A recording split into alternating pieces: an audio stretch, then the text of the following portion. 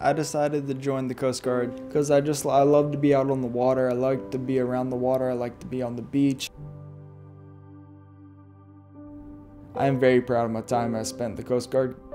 It really taught me that I need to adapt and overcome. I was in the Coast Guard for 3 years, made a lot of really good friends, and I advanced really quickly and I was thriving. Then all of a sudden I was having headaches for probably about a week, and they were just excruciating headaches. And then all of a sudden I woke up on a Sunday morning and then I had the aneurysm ruptured and I collapsed on the kitchen floor. That really changed my life. So that was a Sunday morning, and I was actually visiting my sister in New York City, and I got a call from my daughter that something happened to Sean. We got the news when Emily called, very distressed, that Sean had been taken to the Mayo and he was unresponsive. So I got her on a plane like immediately to Jacksonville, and she flew out. So when I did get to the Mayo Clinic, we had an interview with Dr. Talk and Dr. Freeman explaining exactly what happened with Sean. It was a very scary time because we had no idea if he was going to live or die. They wound up inducing me into a coma for about 3.5 weeks. And I spent 24 hours a day with Sean. I didn't leave his room. When I first woke up, I started going through those different stages of grief. Because he couldn't take care of himself. He basically couldn't do anything for himself. For many months, he could barely lift a finger. I started, feeling sorry for myself, wondering how in the world am I ever going to be able to recover from this when I can't even move my body and I can't even talk. In the morning, Dr. Freeman would come in and he would examine Sean, put him in the sling, and got to lift him up and put him in a recliner and get him out of the bed. And Dr. Freeman's whole thing is sun therapy. Get him outside, get him outside.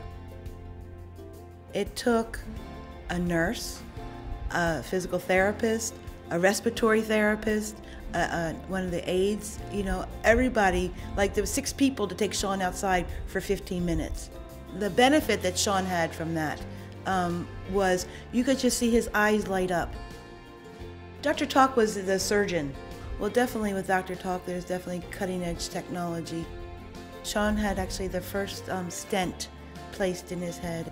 We found out that the Mayo Clinic just had this stent pre-approved by the FDA to place into Sean's head to help heal the aneurysm. That is fabulous.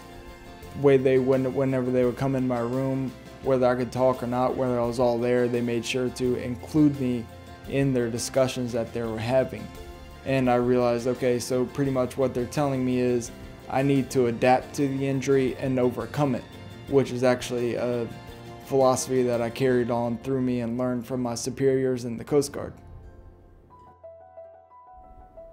Things started to change when I started with physical therapy, and at first they were really slow, and then all of a sudden I went back to the Mayo Clinic to have another surgery to replace the section of bone that they had taken out of my head.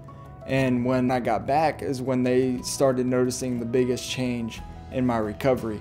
I started walking after that, and I started being able to take steps. By middle of February, he started walking with a walker. By the end of February, he was walking with a cane. And then the next day in March, he said no more and started walking on his own. I basically started talking as well, and it was just a huge improvement. By the end of August, Sean was driving his own truck. And by October, he was enrolled in school to become a physical therapy assistant. I decided to be a physical therapy assistant because I regained probably about 90–95% of my ability, and I had that experience of losing completely everything and having to regain everything, and I figured I'd be able to help others. I started my clinical rotations in October, and I finish in the summer of next year. Basically, my whole feeling at the Mayo Clinic from day one when I woke up out of the coma until now, whenever I go there, I feel more like a more like a part of the family. Everybody at the Mayo Clinic is a team that's looking forward to letting you walk out of here. And that's what Sean did. Besides school these days, I like to go out and spend time with my dog in the backyard. I like to be able to go out and visit my niece who was born actually when I was in the hospital. I love spending time with my family, and it's all collectively a big part of who I am today and how it's changed my life. I look forward to the future now. The future is going to be me working in a hospital, hopefully helping other people that are going through the struggle that I had to go through, and maybe I can give them a little bit more inspiration, and hopefully that'll, light a fire under somebody and get them up and get them moving.